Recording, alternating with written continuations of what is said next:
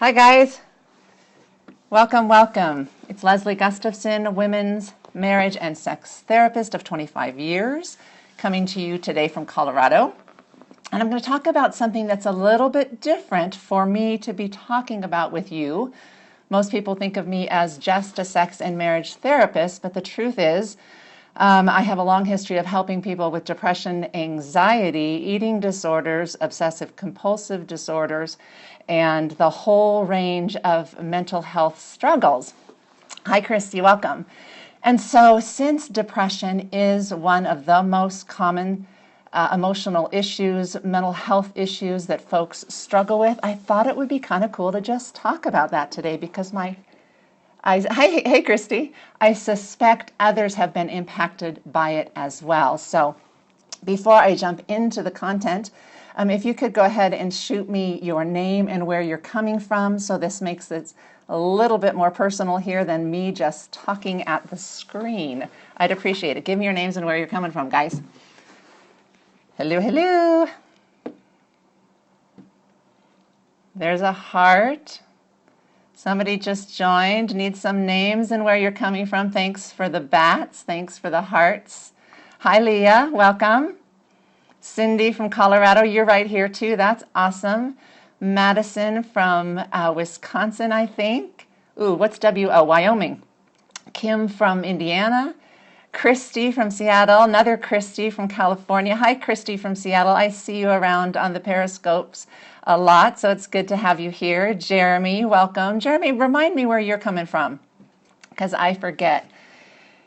Anyway, I had a really fun day yesterday. Most of you know I was on Fox television here talking about, what was I talking about yesterday? Why it's so hard to ask for what we want in relationships. From Atlanta. Thanks, Jeremy. And thanks for the hearts and the bats. And that video is up on our website. If you didn't get a chance to check it, you can go to authenticandtrue.com. In fact, guys, watch this. This is the only thing you ever need to know about me anymore. Authenticandtrue.com. Because check it out. All my Periscopes are there. All of our blogs are there. All of the video clips that we ever do are there, and lots of free content for you. So authenticandtrue.com. I don't have to send you to 1,000 different places to follow me anymore and get content. So that's all you need to know. Cool, isn't it, Christy? Because between catch.me and all these different places I keep sending people, I think it's a little baffling. But welcome, you guys. Let me ask you transparently, if you would be so kind. Anyone know what the bats are? The bats are, Leah, that is Periscope's fun way of celebrating Halloween. And if you just hashtag your Periscopes with hashtag Halloween, you can not only send hearts, but you can also send bats, which is pretty fun. So it's just a little extra fun thing. For the broadcaster, it's pretty cool to have those kind of flying up at you too. Yeah, thanks, Jeremy. Hashtag Halloween. But let me ask you, and I will transparently let you know as well, has anyone ever had a struggle with depression? Whether that is clinical depression, whether that is low-grade depression, but any struggle with mood and a low kind of depressed mood. Yes, Leah, thanks for sharing. That has impacted their life, that has affected it. Yes, every year at winter time, Ms. Debbie, I hear you. You've got that seasonal depression kind of issue going on. Yes. Essential oils has helped you. Yes. You guys, thank you so much for your transparency. I really appreciate it because you know what? I think a lot of us have struggled with depression to some degree or another. And without overshooting, I think it actually is the most common mental struggle that folks have, at least like anxiety, depression, in that category. And we used to think of it, or we sometimes even say it's kind of like the flu of mental health struggles because it really is very common. Thank you for inviting followers. I forget to ask for you guys to share me, but if you would, that would be super helpful. Thank you, Kimberly. We're going to talk about depression. I think it is kind of universal and a necessary topic. I'm going to share a little bit about my own story in addition to giving you just really simple strategies, everyday strategies for managing mood. And if you don't know how to share, if you're new to Periscope or you're not new but you don't know how, you can just swipe right on whatever device you're on. If it's an iOS, iPad, or iPhone, you can swipe up if you're on a Droid. You can also press, you see the little guy at the bottom of your screen, that little Perry dude down there, little guy? You can also just tap that little guy down there if you want to follow me by just hitting my profile and then following me as well. I'm on a mission to help you have amazing intimacy in your lives, in your relationships, and with God. And I have been doing that for 25 years and have helped countless men and women with the gravity of issues that come into my office, from depression, anxiety, parenting issue, relationship struggles, marriage. I am a specifically trained sex therapist, but depression, without a doubt, comes through the door all of the time, and I see lots of folks that struggle with depression. So thank you for letting me know that you have too. And you know what, I'll be frank, when I was 18 years old, maybe you've had this experience as well. I went away to college. I left California to go to Washington State University. I left sunny Southern California, and I went to Washington State, and it was very, very gray. Now, gray weather doesn't cause depression, but it certainly doesn't help. At that time, I also had a major loss in my life. And the resulting experience of being away from home, trying to adjust to college for the first time, the environment that I was living in, and a major loss, I found myself not only challenged with the ability to cope, but ultimately in a clinical depression for the first time in my life. And at that time, had I known what it was, I'm sure that I could have gotten better help, but I didn't know. I thought it was just typical. I thought it was just what happens when you're a freshman, right? You gain a lot of weight, you drink too much, you get bummed out, whatever. But it was actually a lot more than that, and I didn't know it. But in retrospect, I recognize now that that was, in fact, a major clinical depressive episode for the first time. And I have learned through the years that as a result, I am susceptible to clinical depression. And I'm just being straight up honest with you. It's been a significant part of my journey through the years. I have done a lot of personal work through therapy, as maybe some of you guys have too. And so I'm always being kind of careful and aware of what's going on in my life and how that might impact me. And I do a lot of things, and have for years and years, that just keep me buoyed up and keep me from slipping into depression, because there are things, even if you're not prone to depression, that you can do every day that help you stay uplifted and encouraged and physiologically strengthened. So are you with me? Is anyone tracking here with me? Shoot, is anyone there? Shoot me some hearts or some bats if you're tracking with me, or if that's resonating with you. Who else has had similar experiences with depression? Can you tell me a little bit about that if you're willing? Yep, Christy, you have. There are all kinds of depression. We have lots of labels for it. There's postpartum depression, there's major depression, there's bipolar depression. There are adjustment disorders with depressed mood. You're afraid because of winter is coming, bracing yourself for it, and probably needing to have some strategies to manage the winter blues that you get into. You're on medication for it. Thank you for that transparency. Yes, that has been my experience too historically, that has helped at certain times. Experiencing death for the first time, so a grief and a loss can be very much a triggering or a contributor to depression. You guys are awesome. Thank you for your honesty and your transparency. Big miscarriage and grief and loss. I'm so sorry, Christy. Yes, and major loss can be really triggering events, dramatic shifts, circumstances, situations, major losses, grief and loss, marriage problems, cumulative stress over time. And what I mean by that, we're looking a little bit now, we're talking about the etiology really, right, of what can be contributing to depression. But cumulative stress over time, where there is ongoing crises without remittance, we know can also contribute. You don't want to take meds. A lot of people feel that way.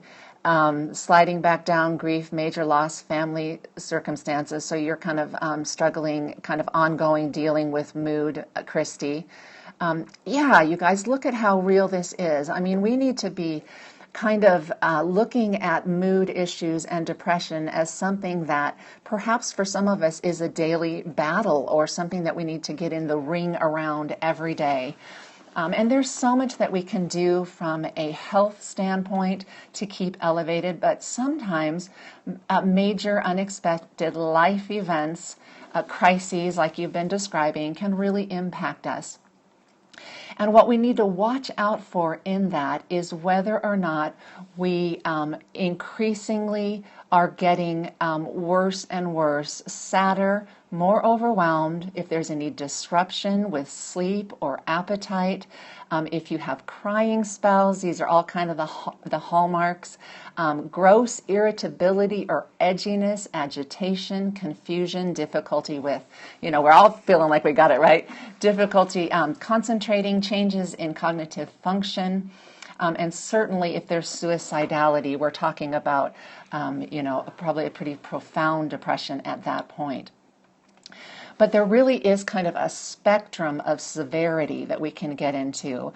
But if it lasts too long, we know that it's probably not just sadness or fleeting mood or just the blues. The blues are not depression. The blues that don't go away may well be.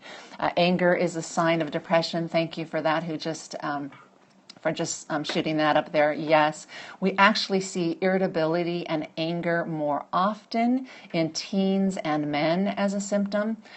So sometimes depression looks a little bit different for men and women. But here are 5 P's. Now, first of all, let me say this, that the 5 P's, so there's probably actually 6, that I'm going to share with you, pulling away. Yes, pulling away, isolating, another one. Yes, isolating thoughts, gross or excessive negative thinking that is negative towards the future self and the world. But negative thinking is also a real marker, chronic negative thinking, changing of worldview that's looking through a lens of not accurate clarity. All of those are great symptoms. There are more. These are just off the top of my head. You can certainly go Google signs of depression. But if it's lasted more than a month to 6 weeks, the first P, without question, is to get help. The P there is psychotherapy, right? Go get a checkup. Go get help. Go get an assessment. Talk to somebody if you think it's just dragging on a little too long. And it may not be a long-term issue there. It just may be an assessment to go in and say, I think I'm struggling more than I should. And so the first P is if depression has gone on, I even say more than a month, and to go get help and go get it checked out with psychotherapy. Barring that, when you go see a psychotherapist, make sure they are well-trained, specialized, and experts in treating mood disorders. Not everybody is. Typically, somebody who's well-trained in cognitive behavioral therapy and or dialectical behavioral therapy or mindfulness-based strategies are usually most equipped to do a treatment for if you really have depression. But that's kind of the first P, is get psychotherapy, get counseling, get help, go check it out. If you had a flu for a whole month, I am pretty sure you would go get help well before that month is up. You would probably be in the doctor's office in 7 to 10 days because you're getting sick of it, right? So similarly, we need to honor our mental health in the same way.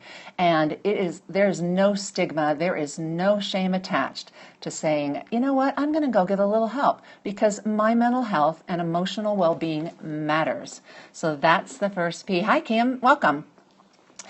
And okay, the second P, if you are struggling with mood, whether it's depression in the clinical sense or day-to-day mood struggles, kind of low-grade depression, these P's, when practiced every day, can help lift you up out of a depression.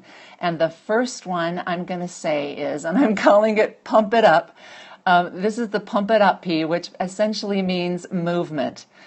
Get some movement in your day, whether that's walking or exercise or push-ups, something that gets you active. Movement, if you go into a therapist's office, one of the first things they're going to tell you for depression is you need to get some exercise or movement, because we know chemically and physiologically there is great help in movement.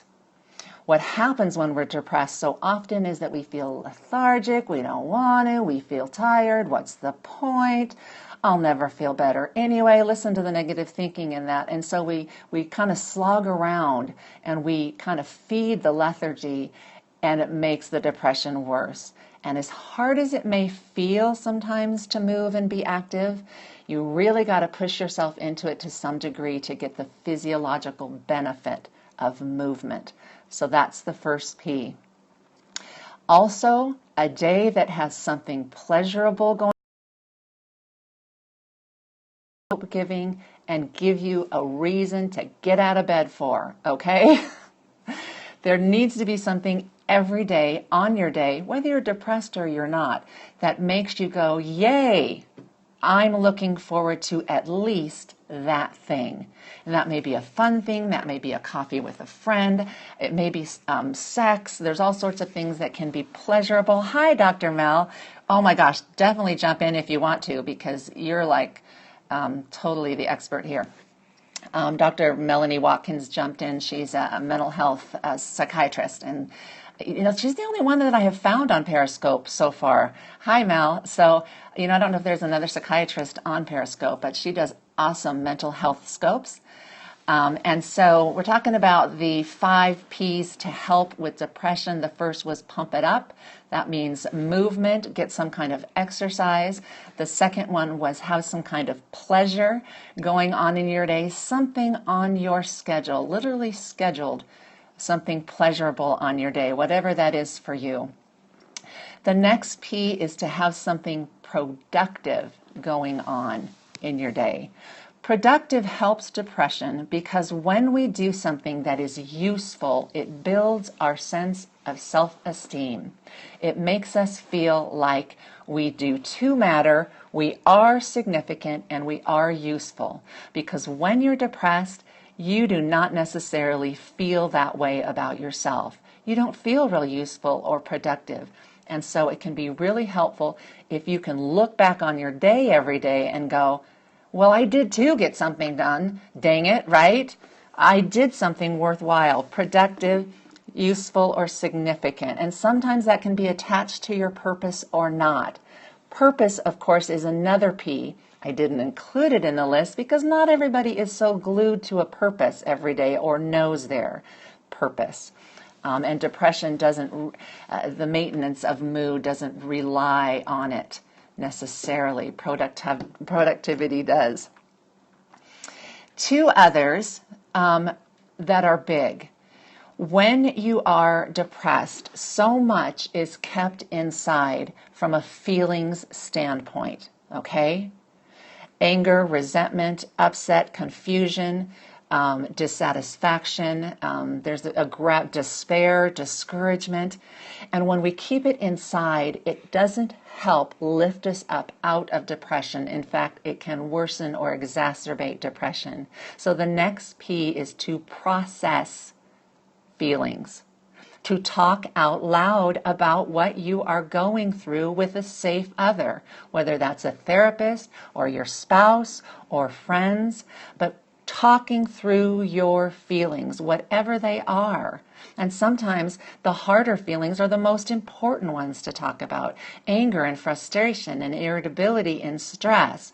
Not that you're going to be feeding those by excessively sitting in them by yourself, but the experience of talking about them can help you work through and lift up your mood. Now again, these P's are all P's to like put into practice every day. And let's face it, if you're really depressed, thank you for being the administrator down there, Christy, and summarizing things for those coming in, replay viewers coming in. But all of those P's, when they're practiced every day, can really have an impact. Now, it can be really, really hard when you're depressed, right? Can anybody vouch for that? Can anybody vouch for the fact that when you're really, really depressed, doing anything sometimes can be the biggest struggle? Yes, Ms. Debbie.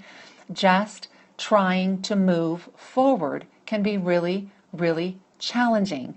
And so I'm trying to simplify it here, because doing any of these will help get you help for depression.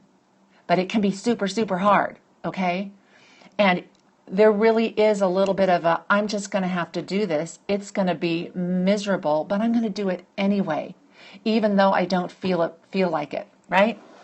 And that's what's so hard about depression, is you have to make yourself do some of these things in a 100-pound pack. Is that what Dr. Mel just said? Yes. You can just feel like you're going through mud doing some of these things. But bit by bit, not to mention that pills, that was probably another P. There's just countless P's here to help depression. If it's necessary, of course, that could be assessed when you go see a counselor or psychiatrist, which was one of the P's. Go get help. Go get psychotherapy. Go get psychiatric help if you're prompted to do that. So those are all the P's. Let me recap. Oh, my last P, which can be super helpful. It's not even the last P. I think it's the first P, really, and that is prayer. And if you're not a praying person, that would be akin to probably meditation, mindfulness, or reaching into something outside of yourself that you can be leaning into as source, because prayer, we know, is incredibly helpful. And for the faith-based in particular, by all means, make use of it in any way that you can. Praying for yourself, asking for others to pray for you, reaching out to your church environment to have others praying for you. Super, super helpful. Thanks for the gold stars. So those are all the P's that can help with depression, whether it's daily mood struggles or whether it's to the clinical end of depression. I told a little bit as a recap about my story with depression, which dates back to when I was 18 years old. I have, had a lot of remittance, and now I just need to be aware of things that might prompt depression. I have had huge, significant losses in the last number of years, and so grief and loss is a significant part of my story, and I'm trying to be really careful with myself and take care of myself. My encouragement to you is to do the same so that depression doesn't win. And that love wins, and that you guys are living life to the fullest as you're most able. Dr. Mel says sometimes we have to do things like kids do, coloring, play, asking for help. Yes, play was what we talked about, which would be pleasure, right? And so just love wins. Here's a little recap on the P's, the 5 P's that can help with depression. The first is get help. Psychotherapy, that's the first P. The second one, every day, do something pleasurable. The third is do something productive, 5 P's, thanks. Pump it up is another P, movement or exercise every day. There might be 6 P's here. No, there's 5. Processing your feelings out loud. Don't keep them to yourself. Find safe others who you can share with. And lastly, but not leastly, pray, pray, pray, and ask others to pray for you. Any questions, thoughts, feelings, bats, hearts? Psychotherapy, pleasure, productivity, pump it up, process feelings, and prayer. Those are the P's to help with depression. Depression is incredibly common. You are not alone if you're struggling, but please, please, please take care of yourself and reach out for help if you're needing it. A lot to fit in one day. It can be. It can be. And sometimes it might just be about what couple of peas can I do today? Winter, it's not easy, but I do it. You got to make yourself do it. Exactly, Ms. Debbie. We're going to be, coming into the winter months here too, and that can definitely affect me as well. That ongoing gray. Fortunately, here in Colorado, we have a lot of sunshine. So, any questions you have of me regarding this topic? Thank you for that, and thank you for showing up. I appreciate it. Also, replay viewers, I know a lot of people watch on replay. I know I'm watching on replay a lot of other people's scopes these days. You can also engage by tapping on the screen, and I'd be most grateful if you did. And you can also share me on Twitter and Facebook. So if there are any more thoughts or questions, I'm glad you stopped by today too, Ms. Debbie, and think of me as a resource, you guys. That's what I'm here for. I'm here to be a resource and to give you free stuff, quite frankly. This is just my opportunity to give back and give over not only those things that I've learned from my own story, but as a clinician of 25 years. So thanks for stopping by. If you want to get some free stuff, you can go to my website, authenticandtrue.com. And till next time, and next time will be, I believe, Sunday. Sunday at 5 o'clock Mountain Standard Time, 7 o'clock Eastern Time. Thanks for the hearts. My husband and I do the Amazing Intimacy show, so stay tuned for that.